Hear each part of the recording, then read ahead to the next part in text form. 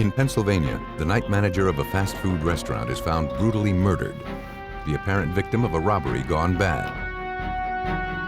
For 15 years, police are unable to identify a suspect. But then, an elite group of forensic experts agree to take on the case. A man disappears from his Lubbock, Texas home. All indications point to foul play.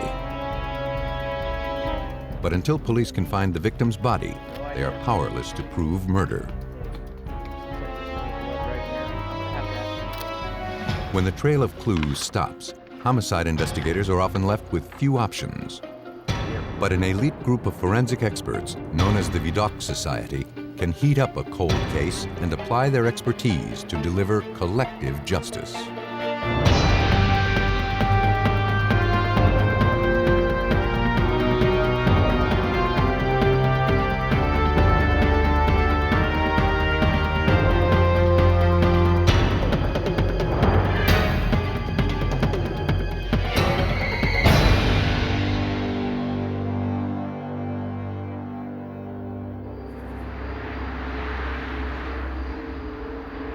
On February 4th, 1984, in the Philadelphia suburb of Falls Township, Pennsylvania, the manager of a fast food restaurant arrived for the early morning shift.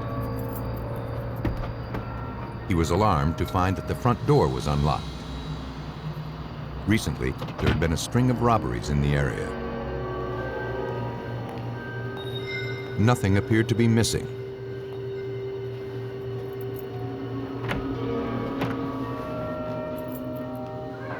But in the kitchen, he discovered the night manager, Terry Brooks, lying on the floor.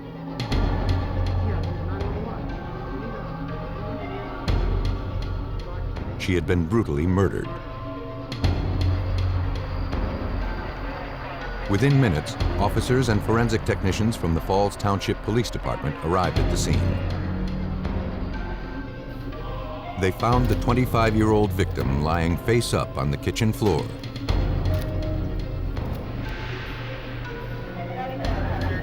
A large knife jutted out of her throat. A plastic trash bag had been used to cover her face.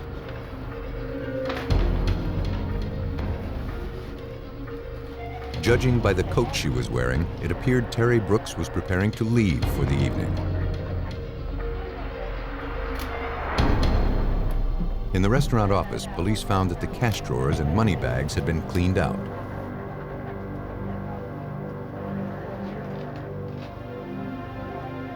The victim's shoes were found lying by the desk. Though this was just one of several restaurants to be robbed within a few months, it was the first to end in murder. Technicians searched for any clues to the killer's identity. They found nothing. No signs of a forced entry were found around the unlocked front door. Based on the evidence, police theorized that after Terry Brooks left the restaurant, she was ambushed by the robber and then forced back inside.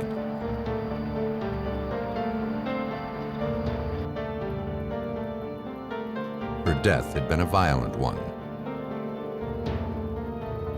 Terry Brooks had been beaten, strangled, and then stabbed in the throat. She had been dead several hours.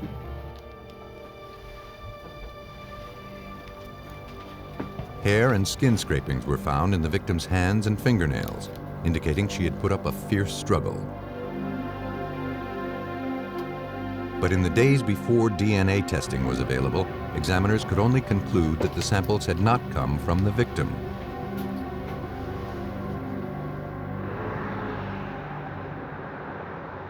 Looking for any clue to help them identify a suspect, investigators interviewed the victim's parents. Terry, they said, was a cheerful young woman who made friends easily. She had put herself through college and worked hard, hoping to own her own restaurant one day. Recently, she had quit her job as a waitress for a better opportunity as the manager of the fast food restaurant. Hey, babe. What brings you here? She had just gotten engaged to a co-worker from her previous place of employment. Though Terry was living at home, her parents didn't know her fiancé very well. The engagement had been sudden.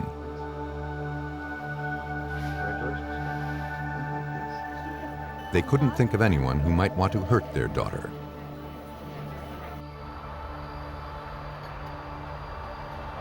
Terry's fiancé, 22-year-old Scott Keefe, also had no idea who could have committed such a brutal act.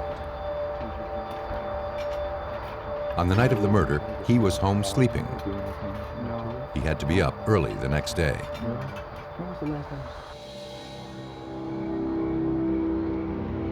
Around 6 a.m. the following morning, he drove by her house on his way to work. He knew Terry had worked late, and he wanted to be certain she had arrived home safely.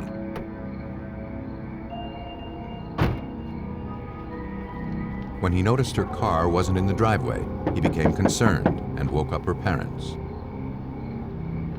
Hey, Mr. Brooks. How's it going? What are you doing here, honey?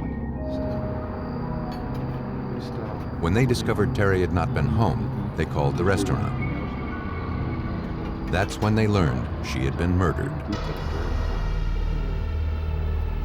Though robbery appeared to be the motive behind the murder, police returned to the restaurant to speak with the manager. They collected all of the employee files, looking for evidence that the killer may have been a disgruntled employee. The manager could think of no one on his staff that had a problem with him or Terry.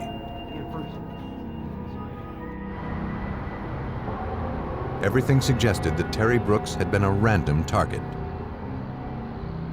And for police, those are the toughest cases to solve.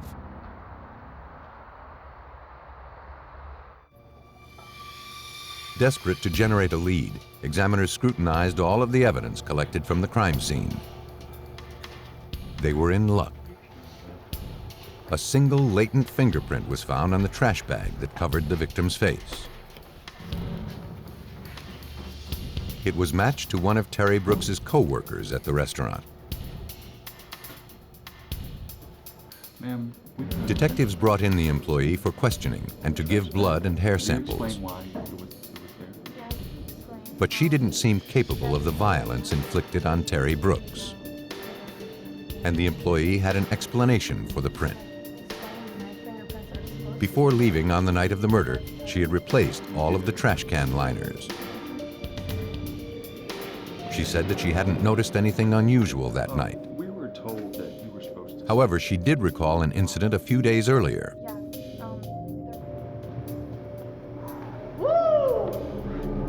Near closing time, two men came into the restaurant. They appeared drunk and were causing trouble. Yeah, let me get a cheeseburger. The employee called her manager.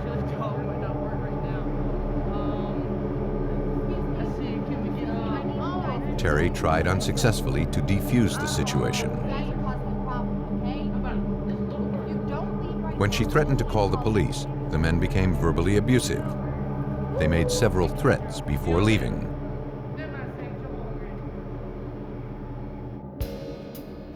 The employee didn't know the men and hadn't seen them since that night. Police finally had their first big break in the case. Now they needed to identify the killers before they struck again. Several area store owners had similar encounters with individuals who fit the description of the two men. But no one seemed to know who they were or where they could be found. The identity of the prime suspects in Terry's murder continued to elude police. Soon, the investigation into her murder turned cold. And it would remain that way for the next 14 years.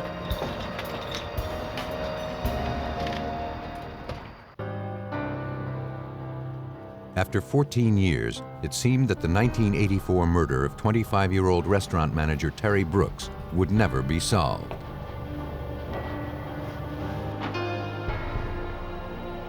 But in 1998, police in Falls Township, Pennsylvania, decided to re-examine all of the unsolved homicides in their jurisdiction.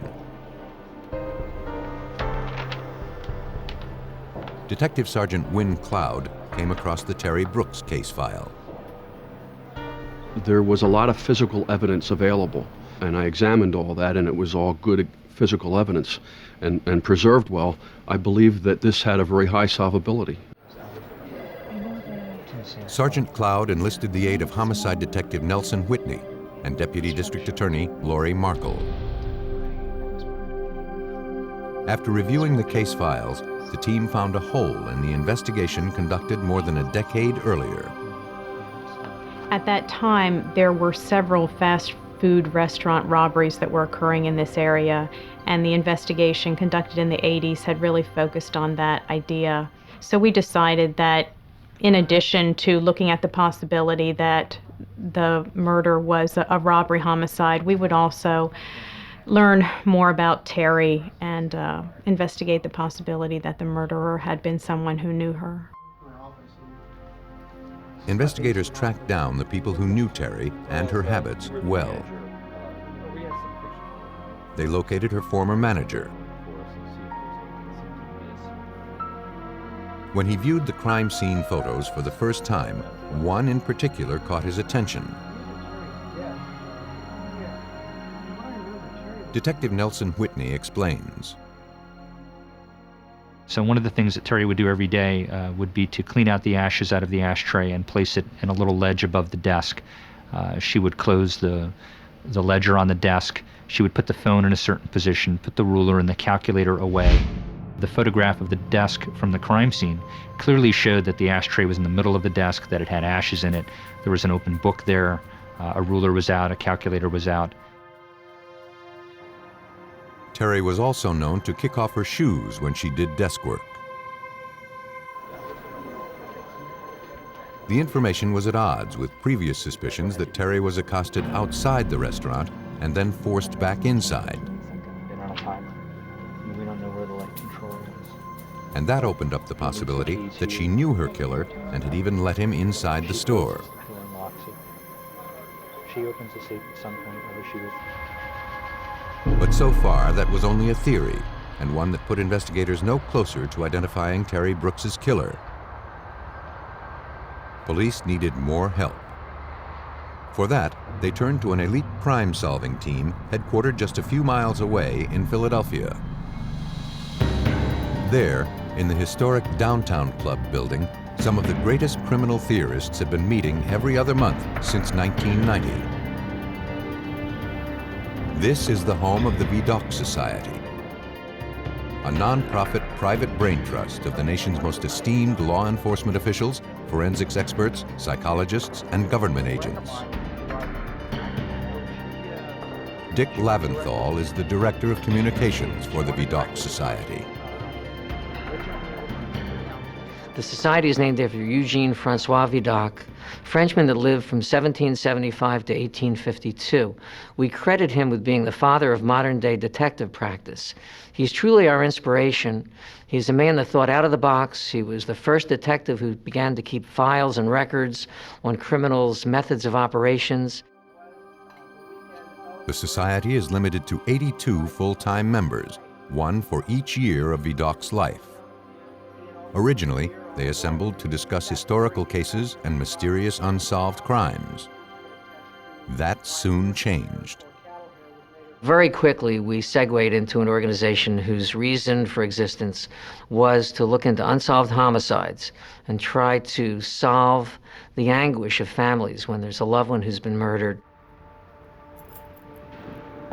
To have an unsolved homicide accepted by the Vidocq Society, investigators must first present their case to its members. At the next Vidocq gathering, Sergeant Cloud did just that. I presented this on a factual nature. I did not give any theories, so I wouldn't taint any of their opinions. Everything I gave them were what facts I gathered from the case, from the crime scene. And after I was done presenting to them, I was approached by probably 30 members, possibly even more, but 30 that were real interested in it. Vidocq Society co-founder Richard Walter offered to donate his expertise to the case. My area is crime assessment and profiling. And basically, crime assessment is the act of looking at the crime scene, what's there as well as what's not there at that crime scene. Then taking that information and reconciling that with known patterns of behavior that we know in terms of criminal activity. So we know a great deal about the offender from the crime scene.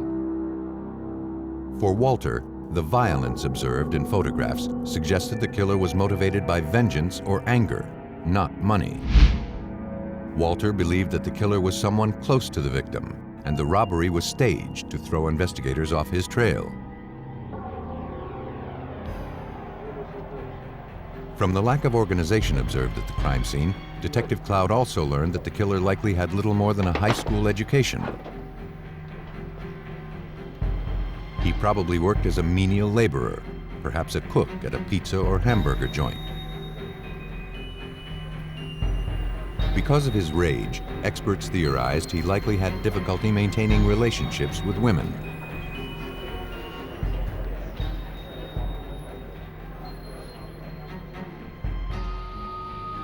Investigators turned to the victim's parents, hopeful they could identify someone who resembled the profile.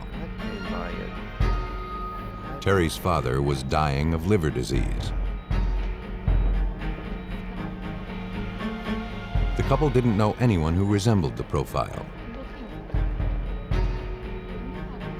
However, they recalled that on the morning of the murder, Terry's fiancé, Scott Keefe, had acted strangely.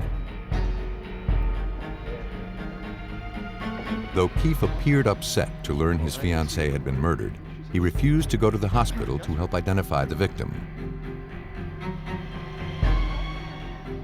He said he didn't want to be late for work.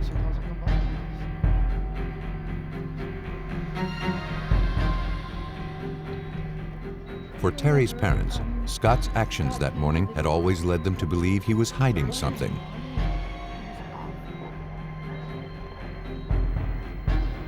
Police agreed. To find out what that was, investigators interviewed Terry's old friends. None spoke highly of Scott. They were all surprised to learn Terry was engaged to him. Scott was possessive and jealous, and he was in financial trouble that allegedly resulted from a drug problem. Things became more strained when Terry took a pay cut to manage the fast food restaurant. Just before she was murdered, Terry had talked about ending the engagement. Based on the information, Detective Cloud began delving into Scott Keefe's background. What he found was an uncanny parallel to the psychological portrait generated by Vidocq Society experts, right down to his job. Our ultimate suspect worked at a pizza joint, had been for years. He had several relationships, personal relationships, but they were very rocky. With the help of the Vidocq Society, investigators had finally identified a suspect in the 15-year-old slaying of Terry Brooks.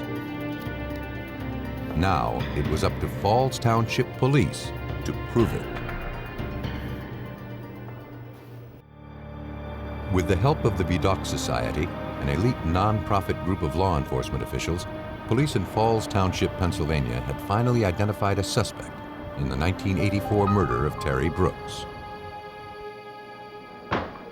Now, investigators turned to physical evidence collected nearly 15 years earlier to prove it. The biological evidence collected at the time of the autopsy was forwarded to the nearby drug scan laboratory. There, new DNA technology, unheard of at the time of the murder, had become a sophisticated crime-solving tool. Forensic scientist Diane Marshall examined the evidence. The samples had been carefully stored, and DNA is very stable over time. Genetic tests revealed that the skin found under Terry's fingernails had not originated from her. Marshall looked for DNA samples on the murder weapon to see if she could produce a match. But after so much time, it appeared that no traces of blood remained. And I took apart the knife where the blade actually joined into the wooden handle, and I was digging around there with a scalpel, a clean scalpel, and I removed like really this crusty old material that was in there. And then I did process that specimen for DNA. I determined that there was 2 different DNA types there, one which matched the victim and one which matched an unknown suspect. And that DNA type from the suspect was the same that it was recovered under the fingernails. Investigators had finally uncovered evidence that could link a suspect to the murder. Though all the circumstantial evidence was pointing to Scott Keefe, they didn't have the proof needed to obtain his DNA samples. They would have to find another way to get the evidence they needed. Detective Whitney suggested they focus on his trash. Once trash has been placed on the curb, it is considered abandoned property in the eyes of the law. Police can legally examine and collect its contents. On trash day, investigators arranged for a garbage truck to make only one pickup: the trash in front of Scott Keefe's house.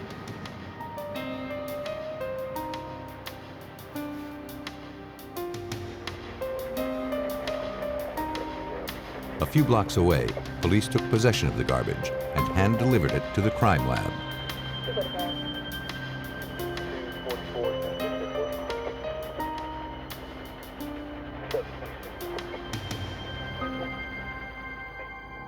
Hoping to find something that contained DNA samples, Diane Marshall zeroed in on several cigarette butts recovered from the trash.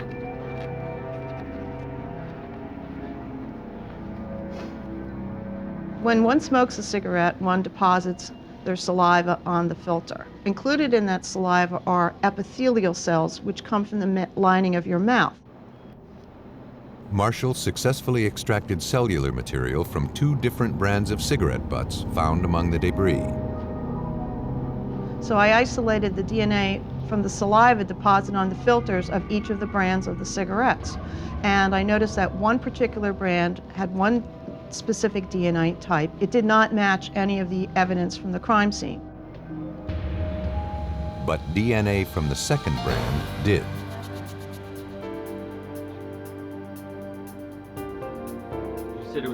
On the 15th anniversary of Terry Brooks's murder, Scott Keefe was brought in for questioning and to provide blood samples.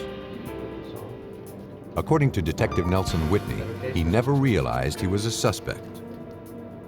We told him that he was an important witness, that he was, because of his close relationship with our victim, someone who can give us information that no one else could, that would help us in our case, and he was only too happy to help. After answering a few questions, detectives asked if he would mind taking a polygraph test as a matter of routine. Keefe agreed. The blood samples were rushed to the lab. Yeah, I think that's right. Well, Polly, control these trash. Hours later, while awaiting the DNA tests, Vidocq Society co-founder Bill Fleischer carefully reviewed the polygraph results. The polygraph records these physiological changes as part of our individual defense mechanisms, known commonly as fight-flight. In a polygraph situation, we ask questions. If those questions pose a threat to your well-being because you lie to them, and there's the fear of being detected in the lie, your body immediately reacts physiologically. Heart starts to beat faster. Blood's redirected to different organs in your body. Your mouth gets dry, your knees get weak, the butterfly in the stomach, your palms get sweaty. Though the suspect denied any involvement in Terry's murder, Fleischer concluded that Scott Keefe was being deceptive. Now, examiners looked to scientifically verify that Keefe was a murderer. When his DNA samples were compared to those recovered from the victim, examiners found a match.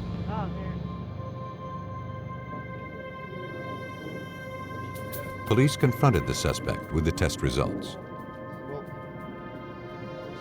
Scott Keefe had no choice but to confess.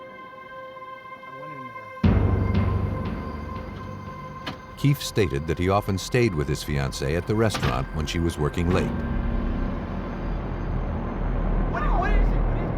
On the night of February 4th, 1984, Terry Brooks decided to end their engagement. Keefe flew into a rage and killed her. He then staged the scene to make it appear that the murder was the result of a robbery gone bad. After so much time, the victim's family finally had answers. Deputy District Attorney Lori Markle. Terry Brooks's family had to live for 15 years with not knowing who had killed her or seeing that person face any measure of justice.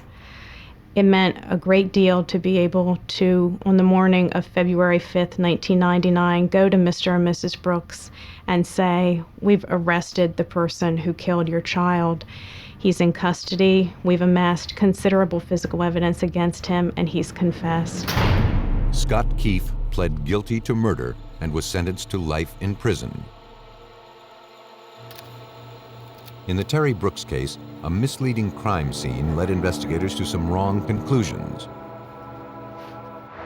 But in some cases, detectives face a more daunting set of circumstances.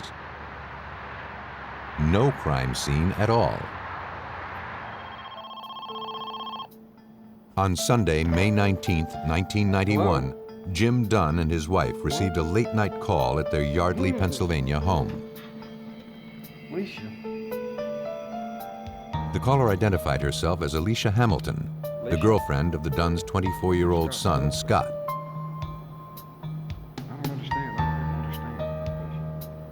Upset, Alicia said Scott had disappeared from their Lubbock, Texas home. Jim told Alicia not to worry. He was expecting a call from Scott any day.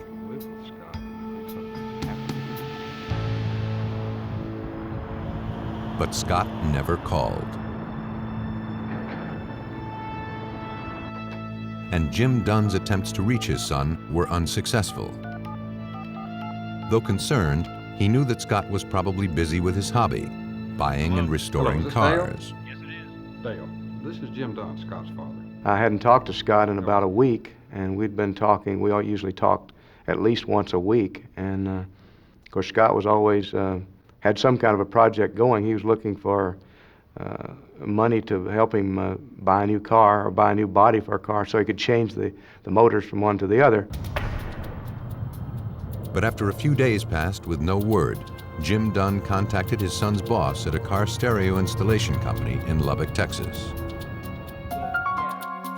The boss said Scott hadn't shown up for work in several days. When he last saw him, Scott hadn't been feeling well and asked to leave work early.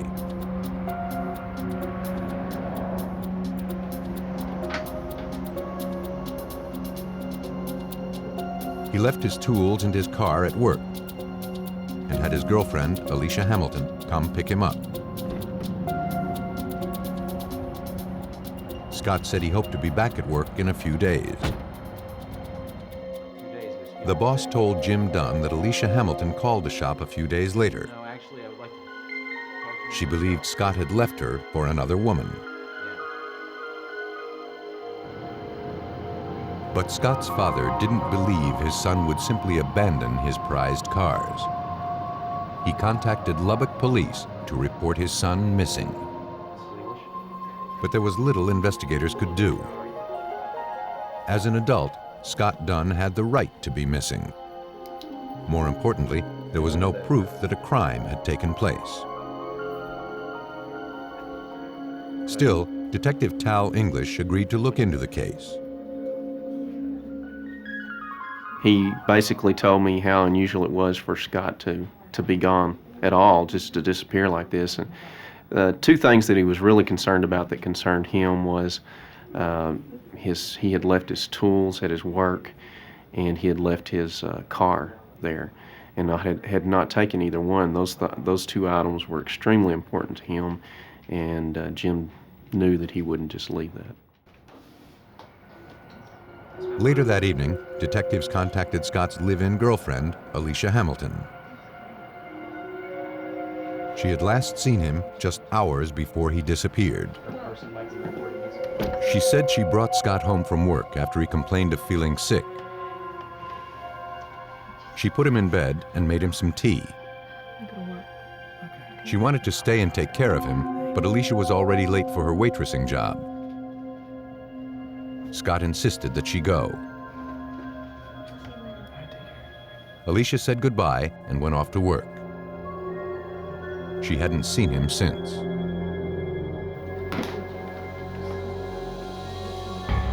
Though she had no idea where Scott had gone, Alicia had discovered something unusual. While rearranging the furniture, she found that a piece of carpet underneath the sofa had been neatly cut out. Unsure of the significance, investigators asked to look around the residence.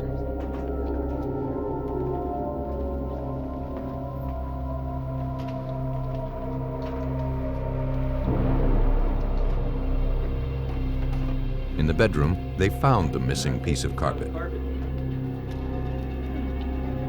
It had been duct taped to the floor and was covering a bare patch of the rug. Alicia hadn't noticed it before. Underneath the patched carpet, investigators noticed large reddish-brown stains. They appeared to be blood. When we saw that it looked like a crime scene, we kind of backed up. That's when our identification section was called in.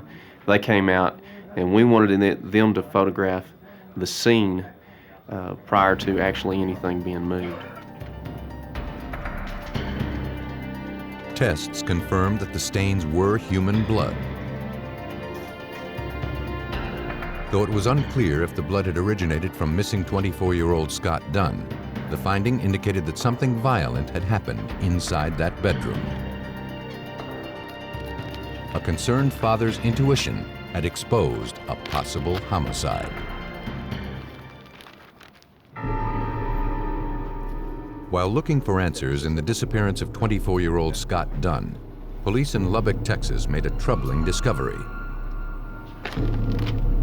In the master bedroom of the apartment the young man shared with his girlfriend, detectives discovered bloodstains underneath a section of carpet.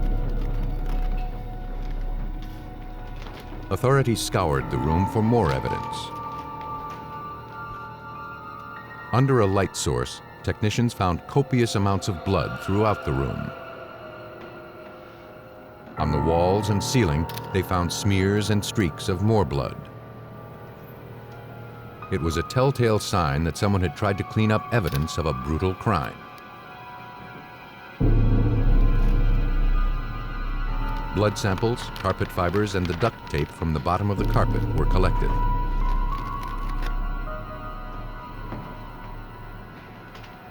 They also retrieved Scott Dunn's hairbrush for possible DNA samples. At the crime lab, examiners successfully generated Scott Dunn's DNA profile from hairs collected from his brush. When that was compared to the ones extracted from all the blood evidence, they found a match. For Detective Tal English, there was no doubt Scott Dunn had met with foul play. But the investigation was about to face a crushing setback. Prosecutors wouldn't touch the case. According to the district attorney's office, Texas law required a body to actually open a homicide investigation, and we didn't have that. We had evidence indicating that there was probably one that occurred, but without that body, it was going to be difficult to actually open it. Texas authorities intensified their search for proof that Scott Dunn had been murdered. His girlfriend, Alicia Hamilton, was questioned again. Though she couldn't explain the blood evidence, Alicia remained convinced Scott had run off with another woman. As the questioning continued, however, she thought of something else. She and Scott had been having problems with a neighbor, a man named Tim Smith. According to Alicia, Tim had been harassing her in recent weeks. Alicia said she met Tim at a local nightclub a few months back. She admitted that she began dating him outside of her relationship with Scott. When she realized the mistake she had made, she tried to break it off with Tim. But he couldn't seem to let go. He began to follow her and would show up at the apartment she shared with Scott. Sure everything's okay? She tried, according to her, to distance herself from him. Tim wouldn't let that happen. He lived in the same apartment complex at an apartment that was further down from where their apartment was, and was hanging around a lot, and she just couldn't get rid of him. Though authorities didn't officially have a crime, they now had a potential suspect. Before looking closer at Tim Smith, however, they first needed to rule out that Scott had left town with another woman. Investigators tracked down a woman who had been spending a lot of time with Scott prior to his disappearance. She admitted she and Scott had become close friends, but nothing more. Just before he disappeared, Scott told her that he wanted to end his relationship with Alicia. But he admitted to being nervous about the confrontation. Alicia's ex-boyfriends had warned Scott she was controlling and abusive. One stated that she was constantly looking for proof that he was being unfaithful. Something as innocent as a greeting card from an old friend would set Alicia off into a jealous rage. She threatened her old boyfriends with physical violence, and sometimes she tried to make good on those threats. Scott feared how Alicia would react to the news that the relationship was over. Alicia Hamilton wasn't the caring and concerned girlfriend she had presented herself as being. But that hardly proved she had anything to do with Scott's disappearance.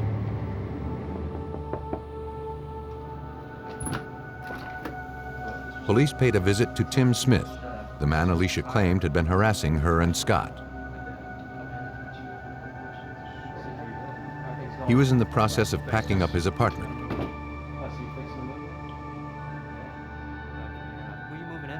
When detectives asked where he was going, he gave a startling answer. He and Alicia Hamilton had just bought a place and were moving in together. Tim Smith denied any involvement in Scott Dunn's disappearance. Then, officers noticed a roll of duct tape. It appeared similar to the tape found in Scott Dunn's bedroom.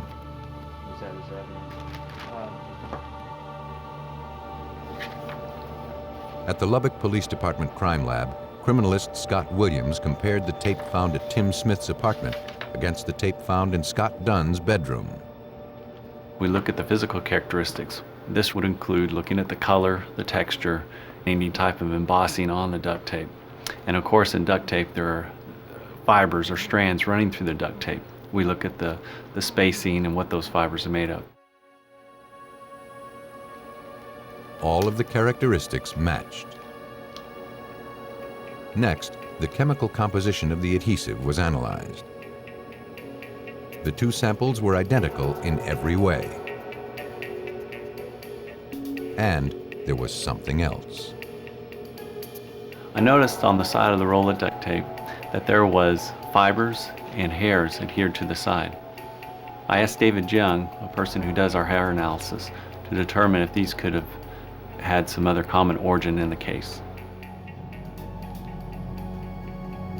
Trace evidence examiner David Young compared the hairs on the roll of duct tape found in Tim Smith's apartment with ones from Scott Dunn's hairbrush.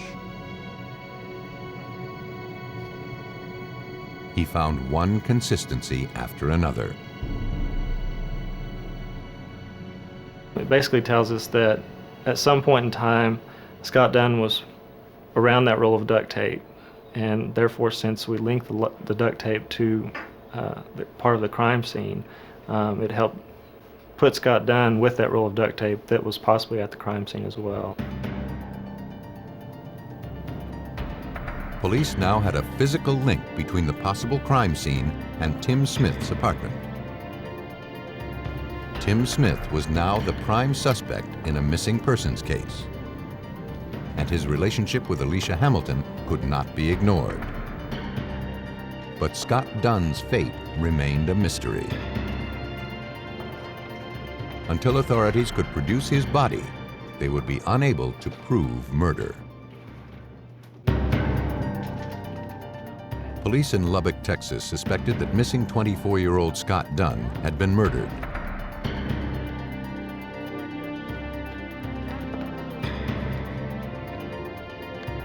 His girlfriend, Alicia Hamilton, and a man named Tim Smith were emerging as the prime suspects. But without the victim's body, they were unable to prove that harm had come to Scott Dunn. The case threatened to go cold. But Scott's father, Jim Dunn, refused to let his son's case slip away.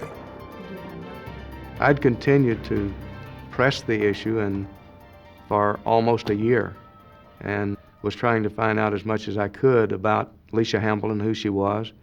And also then the case had just actually had stalled because the district attorney, I'd spoken to him a couple of times, and he said, "Dunn, I don't know why you're calling me." He said, "You don't even have a body. You don't have a crime." He said, "It's just a missing person." Determined to find justice for his son, Jim Dunn traveled to Albuquerque, New Mexico, Alicia Hamilton's hometown. He began digging into her past, looking for anything that could demonstrate she was capable of murder. He found nothing. He prepared to return home to Pennsylvania, empty-handed. I came back to the hotel. I just relaxed and was kind of beaten down from not really finding out anything that would really help me that much, and flipped on the television set and just caught the very end of a TV show. Here was these detectives and a whole group of people called the Vidocq Society investigating unsolved homicides. And I said, my goodness, those people are right in Philadelphia, which is like 25 miles from where I live. I was in Texas. Jim Dunn contacted the group. Members of the Vidocq Society invited him to present the case at their upcoming gathering. After the presentation was finished, Vidocq Society co-founder Bill Fleischer spoke one-on-one with Jim Dunn. You could see that he was beside himself, that he was a distraught father. He definitely believed that his son had been murdered. He felt that Alicia Hamilton was involved in some manner in Scott's disappearance and murder. And he was looking for help. He was a human being that was in need of help from professionals. Authorities realized they had to first prove that a murder had taken place. Without a body, that would not be easy. Vidocq Society members turned to renowned crime scene reconstruction expert Tom Bevel for help.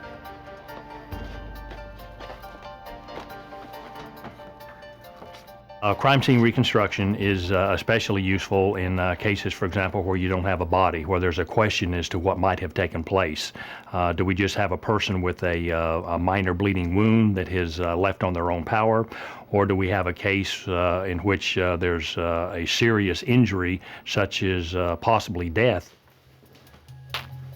For answers, Bevel needed to determine what type of object had caused the blood spatter patterns found in Scott Dunn's bedroom. Though most of the bloodstains had been smeared in an attempt to clean up the scene, some cast-off patterns remained intact. Using an object coated with blood, he was able to recreate the size and shape of the stains observed at the crime scene.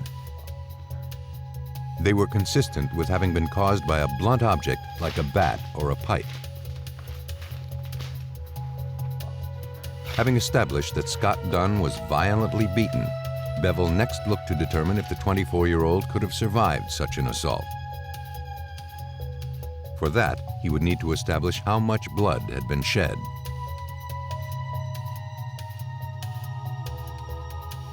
He poured blood onto a similar piece of carpeting until the dimensions of the stains matched the ones found on the floor of Scott Dunn's bedroom. He concluded that no one could have survived the amount of blood loss necessary to replicate all of the stains. When presented with the findings, prosecutors finally agreed to take on the case. Vidocq Society experts had helped transform a missing persons case into a homicide investigation. It was the break Lubbock police had been waiting for. Now, investigators focused on finding evidence that could physically link Alicia Hamilton and Tim Smith to the murder. They began reviewing files for anything they might have overlooked. They found something. Some of the hairs recovered from the duct tape found at the crime scene had not originated from Scott Dunn. Tim Smith was brought in for questioning the following day.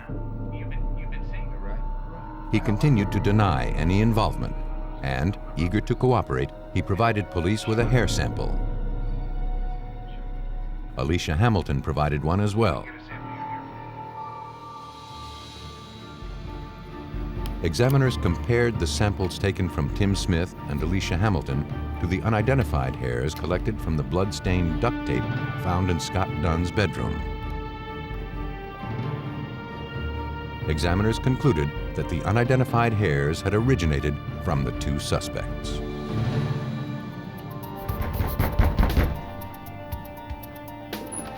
For authorities, the findings provided enough evidence to arrest Alicia Hamilton and Tim Smith. The couple, currently living together, were taken into custody and charged with murder.